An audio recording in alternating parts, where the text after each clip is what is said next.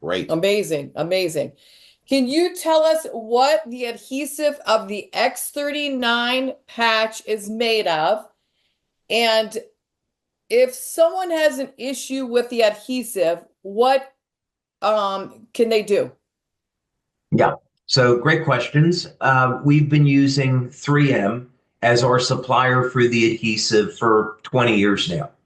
And it's a hypoallergenic acrylate adhesive, and it's medical grade.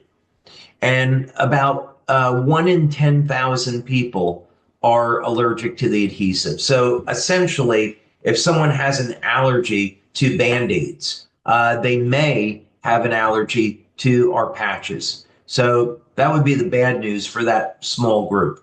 But the good thing is the patches stimulate the skin with light.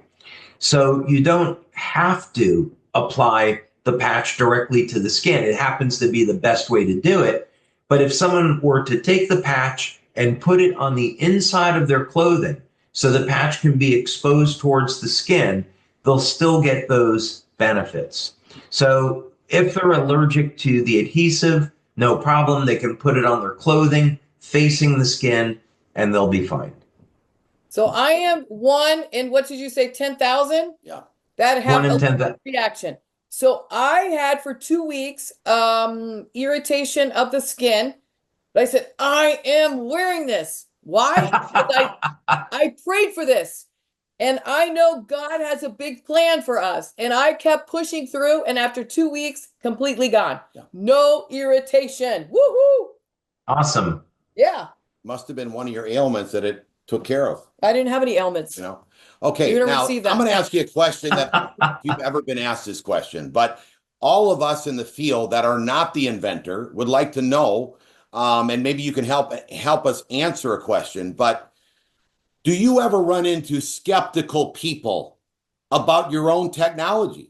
Like, we could bump into a few people that are skeptical, and it seems to me like when you see it in your eyes, they're not as skeptical as maybe a new person that doesn't Yeah. have that belief in their eyes or in their voice, the passion in their voice. But do you ever run into skeptical people? You're the inventor, and what can we share with somebody who is skeptical if they would like it to work for them?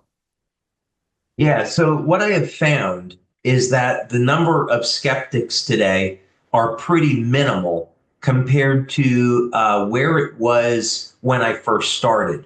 When I first started, there were huge numbers of skeptics. And, this is really a lesson for anyone that's an entrepreneur.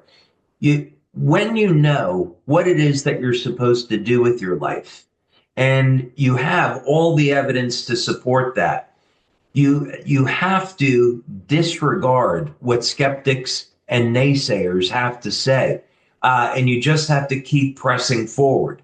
That's the only way you're ever going to make your dreams a reality. In the very early days, if you keep in mind that I was working with nuclear engineers, and then I'm going out and speaking with guys at a gym, and the athletic trainers, nice people. But they're saying, well, I think this is a scam. I don't think this thing works. Like, how did I go from working with nuclear engineers last week to this? I don't get it. So, but it's all fine. What it meant was, okay, let's come up with a plan. Let's get as many clinical studies done as possible. Let's work with doctors in using this. Let's work with athletes, get some testimonials from them. And then over time, build up the case where people are saying, yeah, okay, this thing is actually working. So when I would say I don't really run into skeptics so much today as people really wanting to know, well, how is this possible? This company's been in business 20 years, over 80 clinical studies, over 150 patents. So it's more of, I don't understand how this technology could work. Explain it to me.